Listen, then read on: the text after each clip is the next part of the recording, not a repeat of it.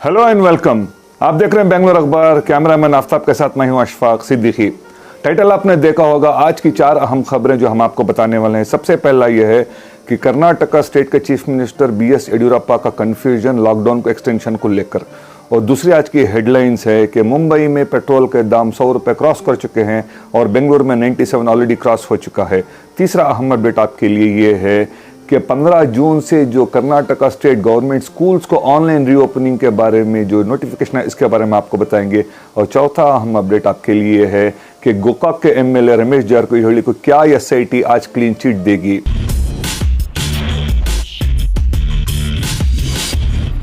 Karnataka state chief minister BS Yediyurappa को एक मुश्किल ये आ गई है कि उनके साथी जो मिनिस्टर्स और एमएलए से वो सुझाव दे रहे हैं, क्योंकि पिछले 2 महीने से कर्नाटका में जो लॉकडाउन हुआ है जिसका इफेक्ट हुआ है, कई लोग बेरोजगार हो चुका है और उनकी कॉन्स्टिट्यूएंसीज में उनके वोटर से प्रॉब्लम आ रहा है। वो प्रेशर में है कि इस लॉकडाउन को 7 तारीख के बाद एंड किया जाए। लेकिन कर्नाटका चीफ मिनिस्टर को जो notification central government union ministry से आया है, Indian institute of science Bangalore से आया है और advice Karnataka state advisory committee से आया है कि जब तक कि ये पॉजिटिविटी रेट का परसेंटेज 5% से कम नहीं आता, जो आज 20% से ज्यादा है, लॉकडाउन को एक्सटेंड किया जाए। साथ ही साथ जो मॉर्टालिटी रेट, जो डेथ रेट जो बढ़ रहा है वो कम नहीं आ रहा है, बिलो 0.5% नहीं आता, इसको एक्सटेंड किया जाए। साथ ही साथ आज जो black fungus, white fungus, yellow fungus, ये जो बीमारियां शुरू हो गई हैं, ये जो कम नहीं हो रही हैं, और साथ में जो बच्चों को जो कर्नाटका में ऑलरेडी सेकेंड वेव में कोविड अटैक कर चुका है, इसलिए Yediyurappa most likely advisory committee के डिसीजंस के साथ जाने के अमकान ज्यादा नजर आ रहे हैं। और साथ ही साथ चीफ मिनिस्टर येडियुरप्पा ने कहा है कि 5 तारीख की जून की रात को इस बारे में वो फाइनल डिसीजन लेंगे और जब भी गजेट नोटिफिकेशन गवर्नमेंट का आ जाएगा हम आपको बताएंगे। जैसा हमने आपको बताया था, आज कर्नाटका स्टेट गवर्नमेंट में जो पेट्रोल के दाम 97 पार कर चुके हैं, ये पब्लिक जो लॉकडाउन में घरों में है इसलिए उनको पता नहीं चल रहा है। आज पूरा देश जो कोविड की महामारी से जो तड़प रहा है, जिनके घरों में खाने के लिए खाना नहीं है, पता नहीं सरकार का ये कौन सा डिसीजन है। वो एक बयान ये देती है कि उन प्राइस कंट्रोल उनके हाथ में नहीं है, ऑयल कंपनीज के हाथ में है, लेकिन ऑयल कंपनीज भी गवर्नमेंट ऑफ इंडिया के अंडर ही आते हैं। इस बात को नकारा नहीं जा सकता। पिछले 15 दिन में अगर आप देखेंगे तो 5 से 7 रुपए का पेट्रोल का रेट बढ़ता चला जा रहा है। मुंबई में ऑलरेडी पेट्रोल 100 रुपए क्रॉस कर चुका है और बेंगलोर में 97 क्रॉस हो चुका है। कभी भी ये 100 रुपए टच हो सकता है।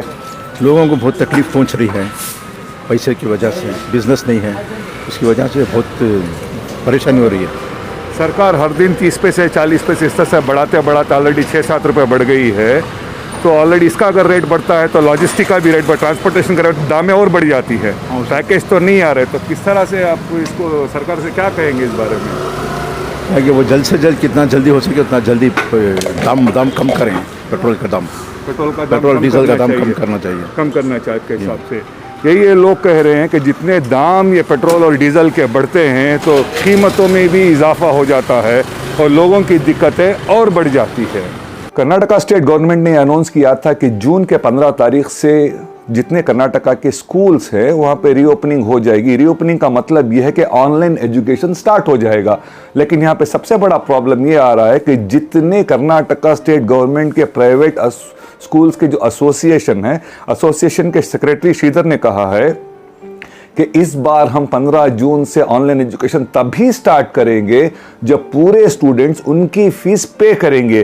क्योंकि पिछले साल एक प्रॉब्लम क्या हुआ था, कर्नाटका स्टेट गवर्नमेंट के जो एजुकेशनल मिनिस्टर सुरेश कुमार है, उन्होंने एक नोटिफिकेशन जारी करते हुए कहा था कि ऑनलाइन एजुकेशनल उन्होंने ऑप्शनल रख दिया। इसका मतलब ये है कि अगर कोई पेरेंट्स नहीं चाहते कि उनके बच्चों को ऑनलाइन एजुकेशन ना पढ़ाएं तो उनको जरूरी नहीं कि वो बच्चों का एडमिशन इस तरह से कम 30 से 40% तक एडमिशन्स स्कूलों में नहीं हुआ, जिसकी वजह से तमाम स्कूलों को बहुत सारा माली घाटा उठाना पड़ा।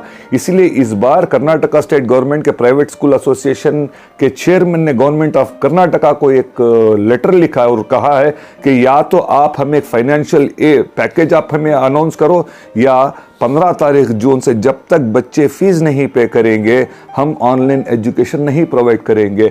अगर अकाउंटेबिलिटी की बात करें तो ये पूरी accountability Karnataka state education minister पर ही जाती है, क्योंकि जब महामारी का मसला आता है तो सबसे पहले कई सारे इस देश के नेता प्रधानमंत्री से और रेस्पेक्टिव चीफ मिनिस्टर से एडवाइस दे रहे थे, उनसे रिक्वेस्ट कर रहे थे कि आप हेल्थ केयर इमरजेंसी को डिक्लेयर करें। अगर हेल्थ केयर इमरजेंसी डिक्लेयर हो जाती है तो जितने इंफ्रास्ट्रक्चर के प्रोजेक्ट्स हैं वो को रुक सकते हैं, सिर्फ और सिर्फ हेल्थ केयर और एजुकेशन पर बजट को डाइवर्ट करके इन तमाम लोग जो एजुकेशन से परेशान हैं, जो जॉब और बिजनेस से परेशान हैं, इनको सपोर्ट दिया जा सकता है। लेकिन सेंट्रल गवर्नमेंट हो या स्टेट गवर्नमेंट, इसके बारे में आज तक उन्होंने कोई भी फैसला नहीं लिया है।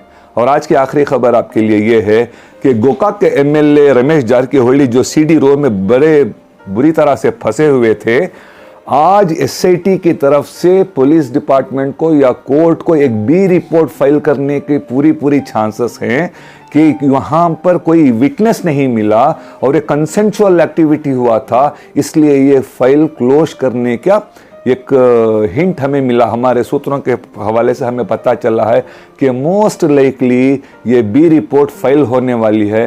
एडवांटेज ये एमएलए जो हैं वो रूलिंग पार्टी है, रूलिंग भाजपा है, स्टेट में भी भाजपा है, सेंट्रल में भी भाजपा है, इसका एडवांटेज रमेश जारकीहोली को जाता है। और वो जो औरत जिसने ये कंप्लेंट फाइल किया था कर्नाटक में, बस अदालत से उसको इंसाफ मिलता है कि नहीं मिलता है, ये देखने वाली बात है। बकिया अखबारों के साथ आप जुड़े रहिए, बेंगलुरु अखबार के साथ, मेरे साथी आफ्ताब बादशाह के साथ मैं हूँ अशफाक सिद्दीकी।